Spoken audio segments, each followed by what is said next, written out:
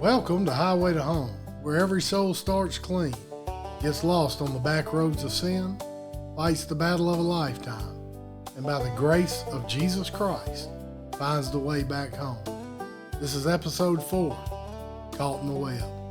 If you missed episode 3, go back and hear old Bill and those Dixie boys loaded Charles down with blood money and sent him out from Venice, Louisiana on a cocaine-filled boat headed for the Apalachicola Bay. And as always, please share and subscribe. Now let's keep riding this coastal highway, and God bless.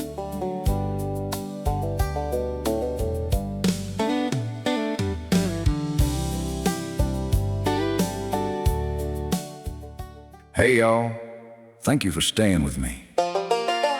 Last time you heard how I took that job from old Bill, boat full of cocaine, thread hanging over my head, and a one-way ticket back toward the Florida Panhandle. I thought it was just another dirty job with a big payday. What you're about to hear is how a 12-hour boat ride turned into the worst kind of road trip. One where every mile forced me to choose between the devil's deal, God's warning, and my own fear of prison and death. Come on, climb in the wheelhouse with me. Let's see what happened when the highway turned into open water.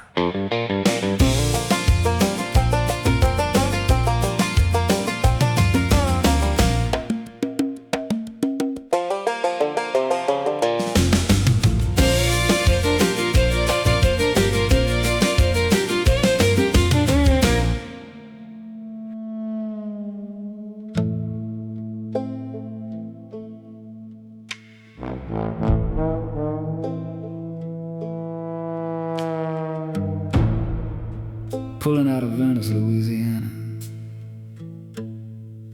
It was still dark enough that the Martian sky looked like one big shadow. That boat was heavy, loaded down with bricks of cocaine tucked under tarps and in lockers. But it wasn't the weight in the hull bothering me. It was the weight in my chest. Old Bill's warning kept replaying in my head like a broken record. If you get caught, if you turn on us, if you try to take the product and leave, I'll kill you myself. I knew he meant every word. The run to Apalachicola Bay was supposed to be about 12 hours. If the water stayed calm and the motor behaved, plenty of time to think, too much time. Out there between the Mississippi River and Mobile Bay, I started wondering what any desperate sinner wonders. What if I just took the cocaine and made it my own deal? I knew a fella in Mobile wasn't tied to old Bill, or the Dixie Mafia ran his own racket. Paid cash, no questions, no loyalties. I trusted him more than anybody in that New Orleans underworld. If I turned north toward Mobile and made that call, I could walk away with more money than I'd ever seen and disappear. At least that's what the devil started whispering. At the same time, another thought crept in. What if I beached this boat somewhere quiet? Let the Gulf swallow that poison and ran. No payoff, no deal. Just cut my losses, spare some lives, and hope I could outrun the mafia and the law. 12 hours of water gives you a lot of routes to take in your mind, and every one of mine seemed to end in handcuffs, a coffin, or hell. Everything that's happened so far was because of me, my choices. my decisions. That's where folks like me get off track. We blame everybody else, but never look in the mirror. If I was a man, a real man, I would own up to everything and try to fix the mess I've created. But it's fear, fear of going to prison, fear of what others might think, fear of doing the right thing. Whenever fear is involved, that's when the devil is closest to you.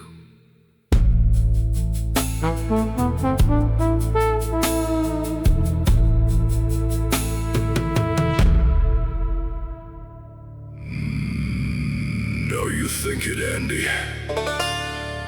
Why be just a mule when you can be the man? You know that boy in Mobile will buy up every brick you got. Cash, fast, no Dixie rules, no cut for old Bill. You got the boat, you got the dope, you got a contact that owes you favors. All you gotta do is turn that wheel toward Mobile Bay instead of Apalachicola and make the call. Old Bill, his threats only work if you play by his rules. Break the rules, break the chain. What's a little lie here? A little story there. Say the boat sank, say you got robbed, say anything. Take what's yours, Andy. This is your shot at real freedom, not just scraps from old Bill's table, but your own kingdom.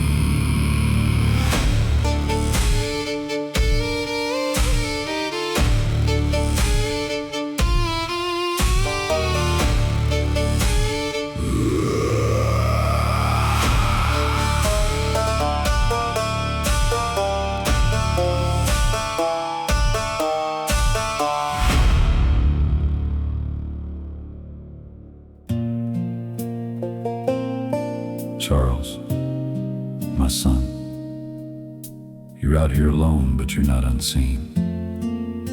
Every brick in that boat, every thought in your heart, I see it all. Turning to Mobile to sell that poison won't set you free. It'll just drag more souls into bondage, and you deeper with them.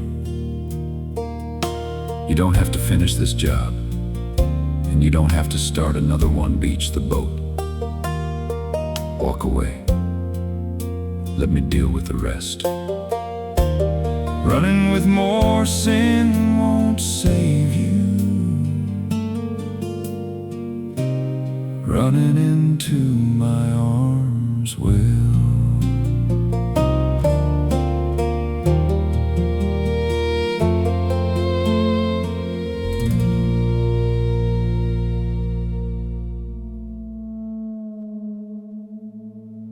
The closer I got to Mobile Bay, the louder the voices got. I ain't talking about any crew, just me, my thoughts, God, and the devil.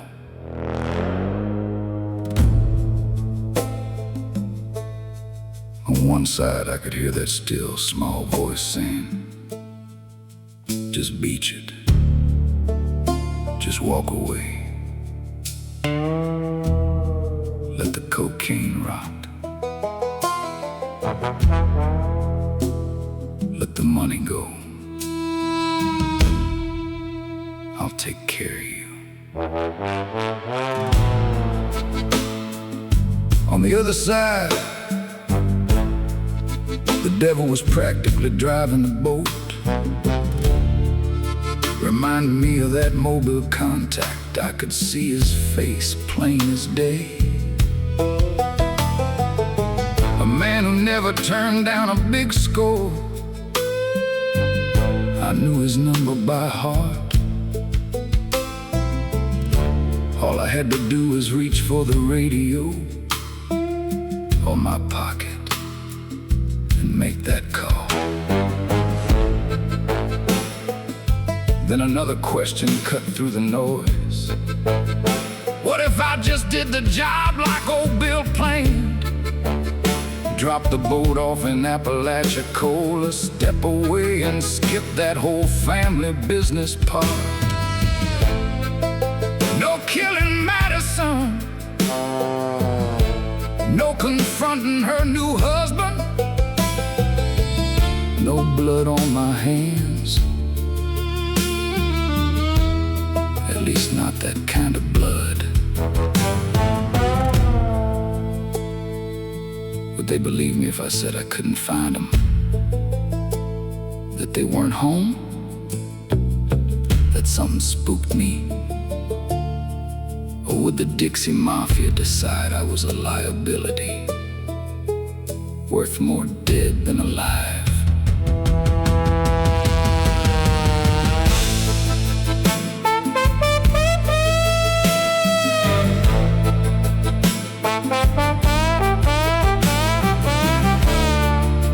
Every wave that slapped against the hull sounded like a gavel slamming.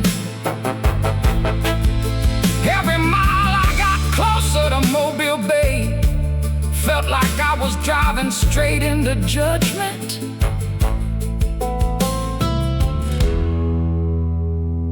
No matter which way I turned the wheel.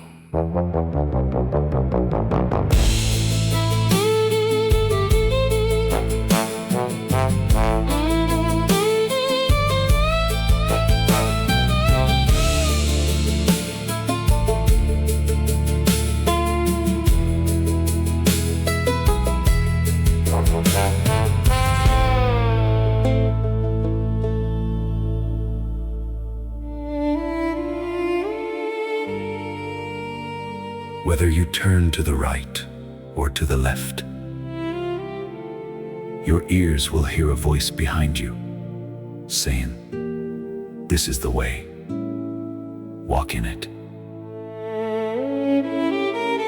Isaiah 30:21.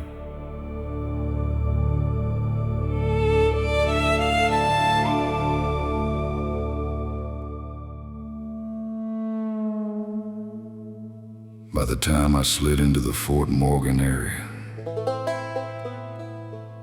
the fuel gauge was talking louder than any voice in my head. I had to stop. No choice. Needed enough diesel to make it to Apalachicola, or wherever I decided to disappear. Pulled up to a little fuel dock. Just another spot where fishermen and charter captains fill up life and head back out. I kept my head low, eyes down, hands steady as I could manage. Inside, I was a wreck. I had a gun tucked in my waistband, just in case somebody got curious and wanted to climb aboard. Midway through pumping fuel, I saw a police boat ease up next to me. My heart dropped into my boots.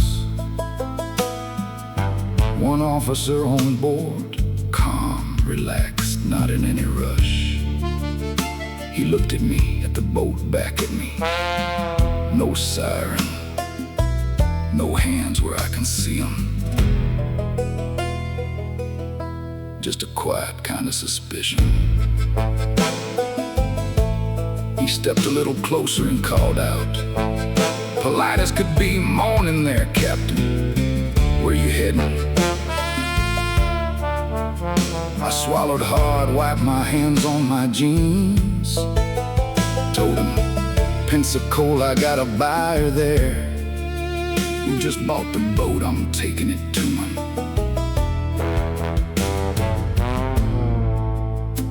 He nodded like that made enough sense,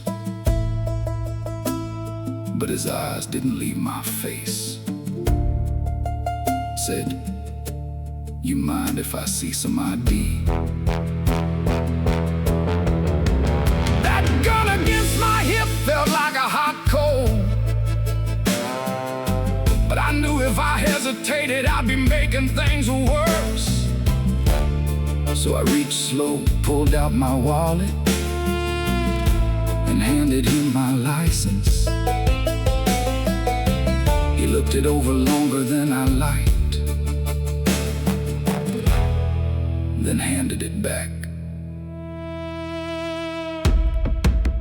"All right, Mr. Withers," he said, "be safe out there." He pulled away like it was just another day on the water. But my hands were shaking so bad I could barely hang the fuel line back up.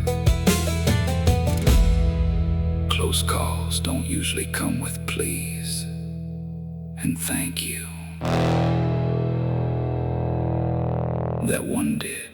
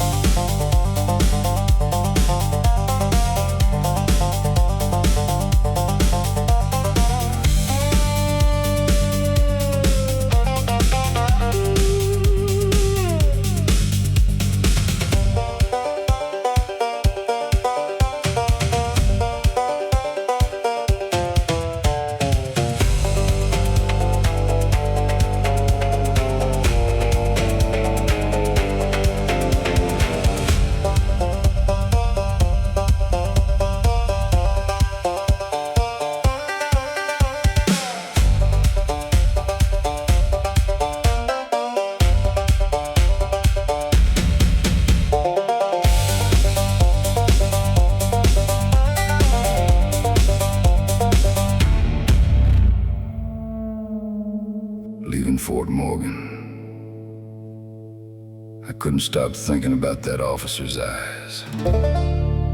He'd been polite, respectful, but I could tell he knew something wasn't right. If he'd pressed a little harder, if he'd stepped on board, if he'd asked to look around, I may not be telling this story right now. Could have went bad quickly. I also realized something else. Any alibi. Old Bill cooked up about me staying in New Orleans just got burned. That officer had my name, my face, my license. He could swear under oath you saw Charles Withers in Mobile Bay on that very boat, on that very day. Even if I made the drop in Apalachicola, if anything went sideways, they could trace that route right back through Fort Morgan. There was no more clean getaway. The spiritual battle didn't calm down, it got worse. God's voice kept telling me, this is your warning. Turn back before the next man that walks up to you has handcuffs instead of a handshake. The devil, he just laughed, said, see, you're deeper in now. Only way out is to go further. I knew I had to decide. Keep running the Mafia's route and hope nobody talked, or cut my losses before the law, or old Bill cut me down.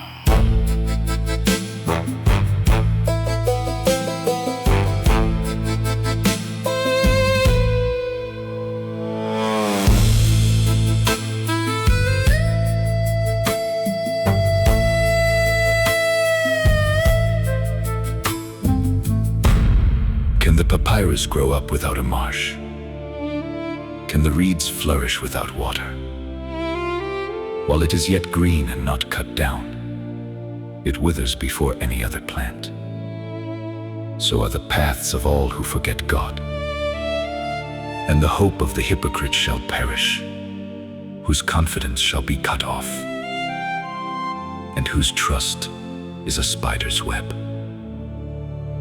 Job 8:11 through 14. I turned off the main line and slipped into Oyster Bay, Alabama. A quieter stretch of water where a boat like mine wouldn't draw much attention for a while.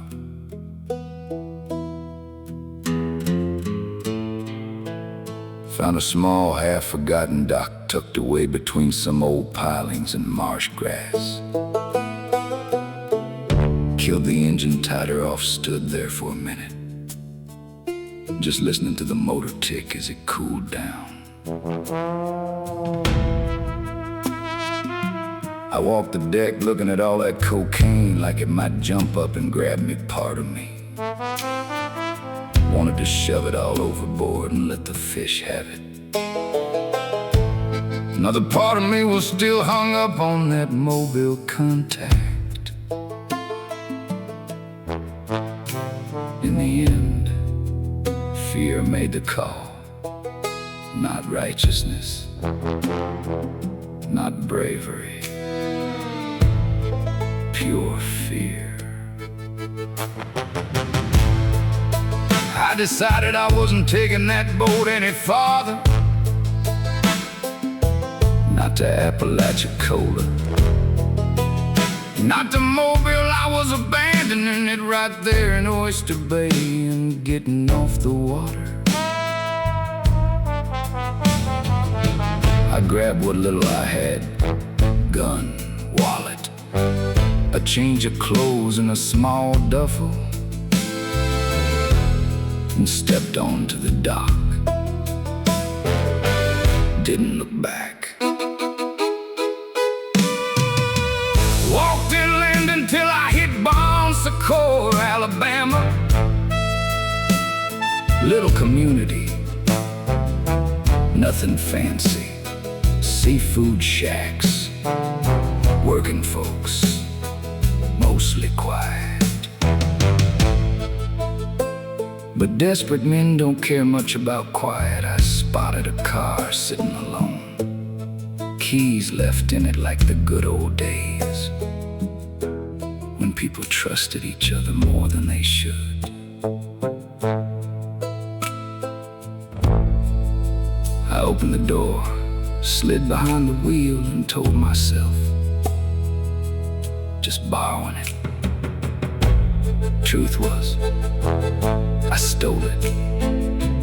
Turned the ignition, hard hammered, and pulled out onto the road headed toward Mobile. I had two things in mind: get off the water and figure out what I was gonna tell old Bill before he heard some other version of the story.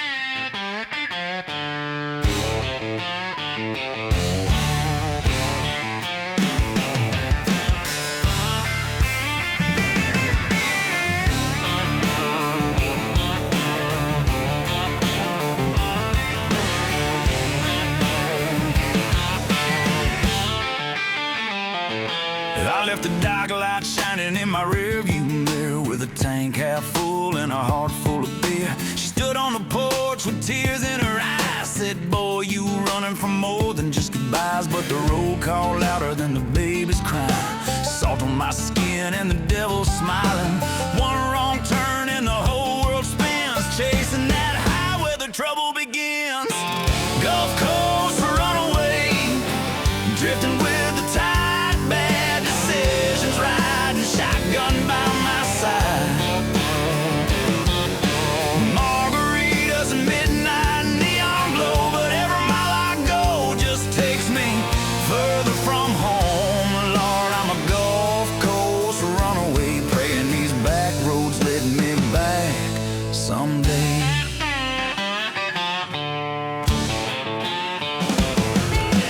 Played my guitar in them smoky dive bars, sang about freedom while I nursed fresh scars. Swimming with laughter like the hurricane wind, took what they wanted and left me broke again.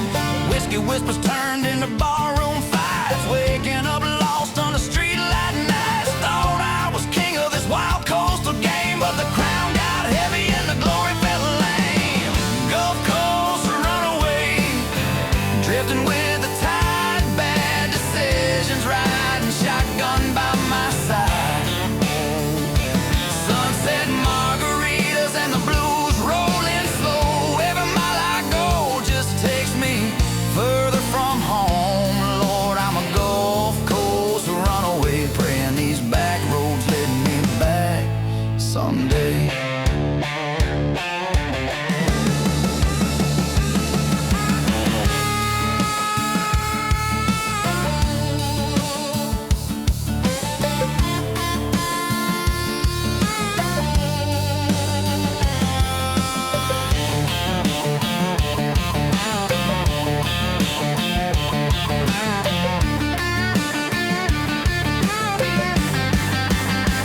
Yeah, I hear that still small voice in the wind off the waves saying, son, you ain't too far gone to be saved. But pride's a strong current, it pulls you down deep. One more night of running before I finally sleep.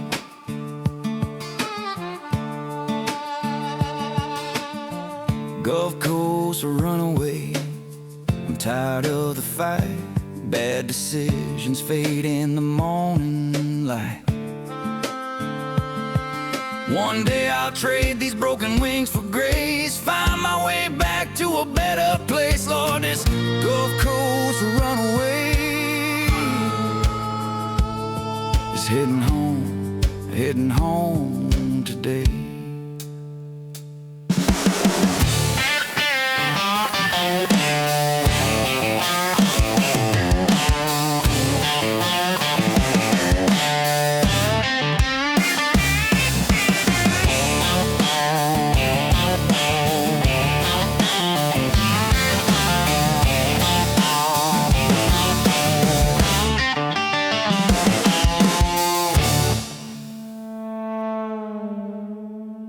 In that stolen car rolling toward Mobile, Alabama,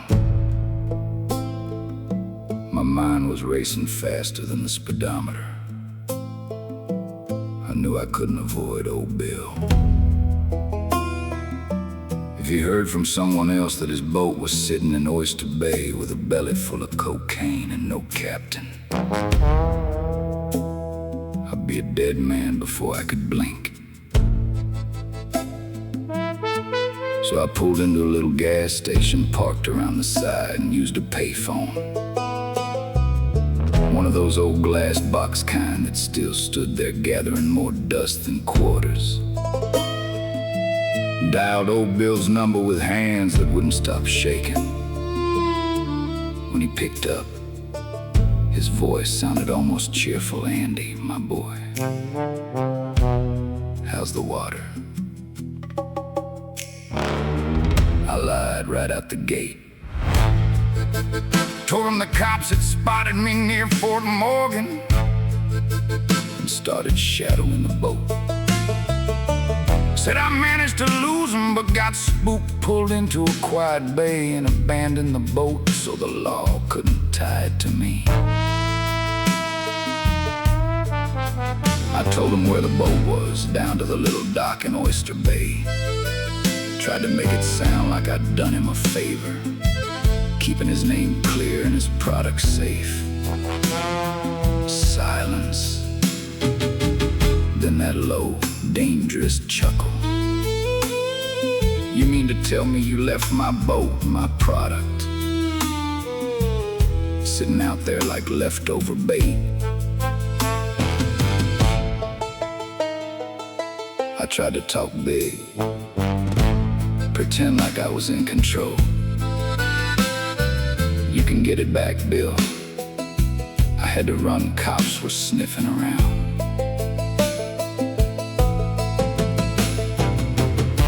He didn't buy a word of it, I could hear it in the way he exhaled. "You listen to me, Andy. Those boys back in Biloxi ain't gonna be happy. Lay low in Mobile, I'll see what I can do. But you just made this a whole lot harder than it had to be." Then he hung up. "No, we'll talk soon. No, I got your back. Just dead air."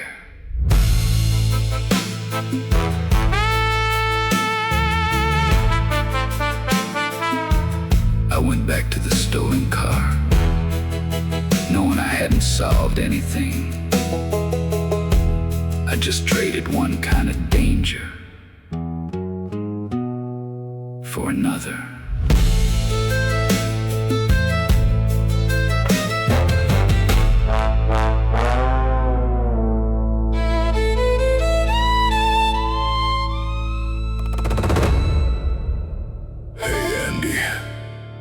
I'm liking this new car of ours, but don't be stupid, boy. Turn this car around, get that boat, and let's stick with the plan. You're leaving all that product behind, all that money! You know I got your back, Andy. Why just leave it there for some little child to run across? Open and try. You wouldn't want that on your conscience, now would you? Call old Bill back, tell him you had a change of heart. You're worried about the children. If you don't, maybe I'll let old Bill dig a little deeper. You'll never have any peace. You'll always be on the run. An old Gulf Coast runaway.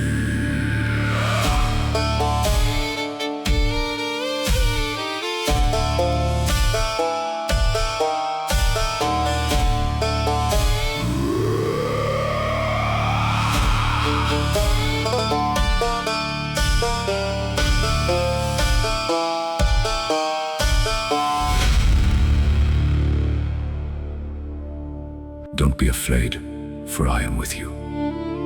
Don't be discouraged, for I am your God. I will strengthen you and help you. I will hold you up with my victorious right hand. Isaiah 41:10.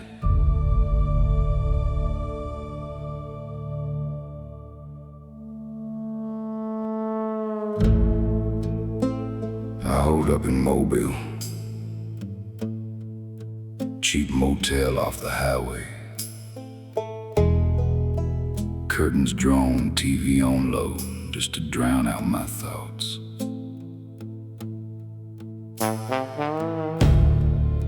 I drank what I could afford, stared at the ceiling, and waited for the phone to ring. When old Bill finally called back, his voice had lost whatever fake warmth it ever had. It was colder than a morgue slab. "You know that officer you met over at Fort Morgan?" he asked. my stomach drop. What about him? Bill snorted. He ain't just some random water cop, Andy. He's one of ours. Keeps an eye on things, lets us know when something smells off.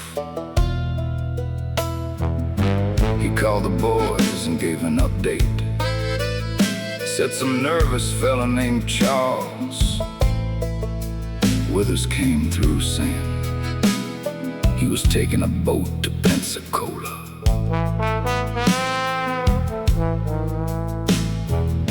I realized right then the whole story I'd spun about being chased, about losing the law, it was already busted. The officer had been working with the same devils I'd been working for. So let me get this straight. Old Bill said you lied. You left my boat sitting. You dragged a cop into this, who now knows your name and your face. And you want me to clean it up. I tried to stammer out another excuse. He cut me off. Don't bother, the Dixie boys know you're out there. They know you're scared, and they know where to start looking. You better run, son. Run far. 'Cause from where they're standing, you're already as good as dead. The line clicked dead again. I sat on that motel bed realizing the truth. I wasn't just on the run from the law anymore. I was on the run from the mafia, from old Bill, from my own lies. And the only one I hadn't run to was God.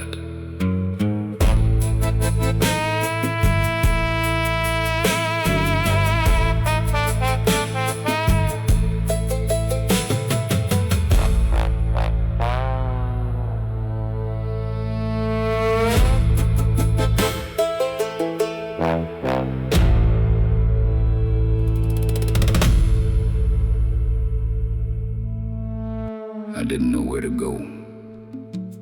Mobile felt too close to the fire. New Orleans was full of old Bill's people. And his city along the Gulf had ears listening for the name Andy or Guitar Man. When a man runs out of places to hide, there's only one direction left: backward. I pointed that stolen car east toward the one place I swore I wouldn't crawl back to unless I was a better man. Apalachicola. As the miles rolled by, that spiritual battle kept on. The devil told me I was a dead man walking. Might as well go out in a blaze, take somebody with me. Maybe settle scores before they settle me. But God's voice, it started getting a little louder. I remembered Mama's prayers, those church picnics, all the times I'd heard, "You can always come home, son."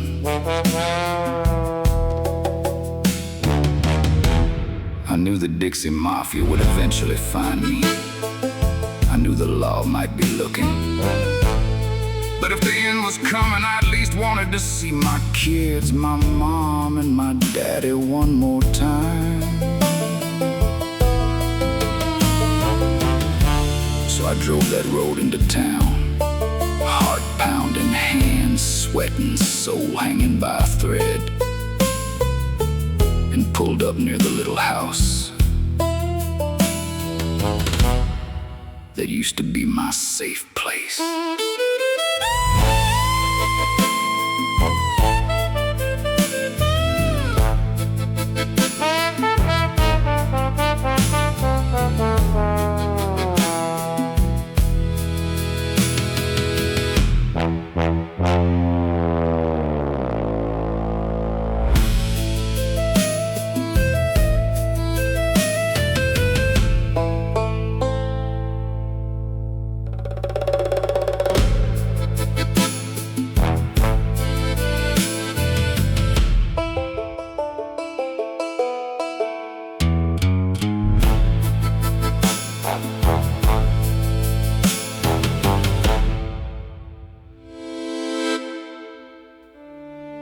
So he got up and went to his father.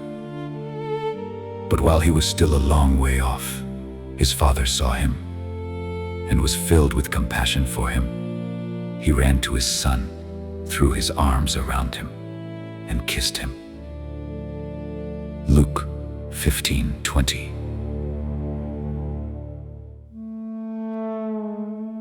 Walking up those front steps felt like walking into a courtroom in a hospital all at once. I knocked, not sure if anyone would even answer.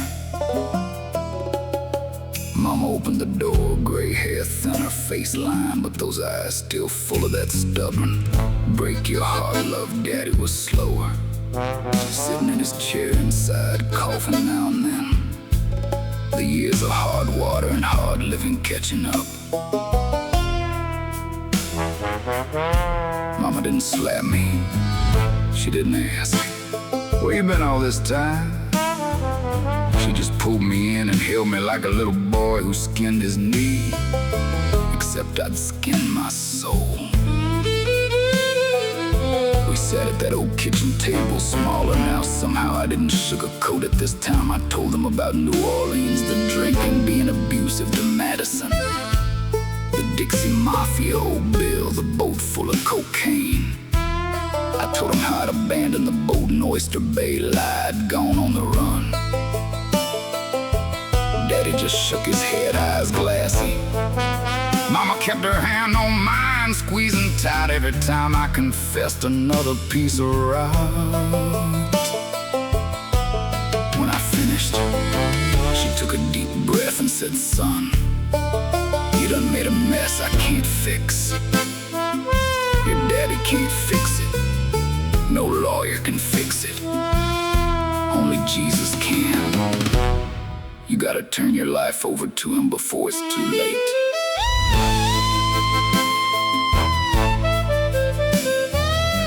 Her voice didn't sound like an invitation. It sounded like a warning siren,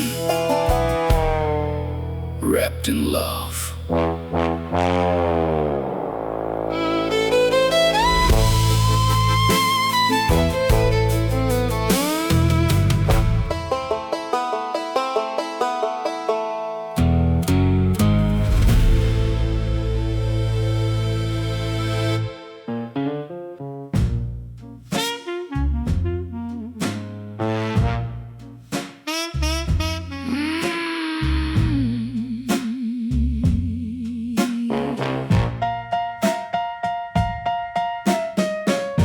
Your baby's home now, mama. Your little boy's done gone rogue. He's got Jesus speaking quiet, but the devil's in control. Nowhere to turn to, nowhere to go. She said, "Give it all to Jesus and take that righteous road." Now you're back in Apalachicola, them Dixie boys looking hard. Left that boat in Alabama, left in a stolen car. Daddy is looking rougher. Ain't nothing he can do. Mama, squeeze your hand, said the Lord you must turn to.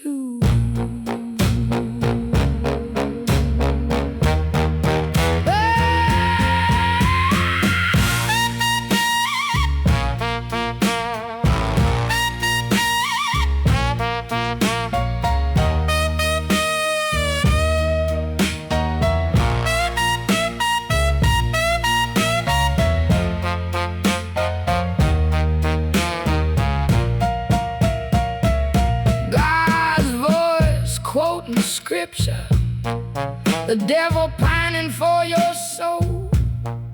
Oh, building his web, slowly lurking. That spider web is getting cold. Two fangs getting closer.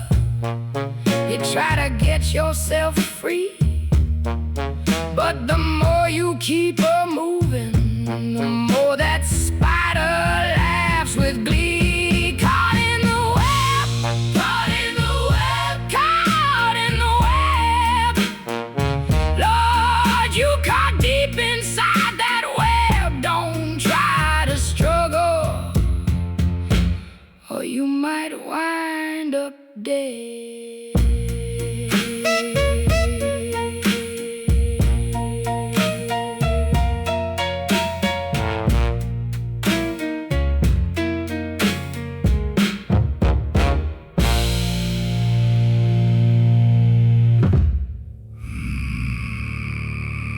Hey, Andy.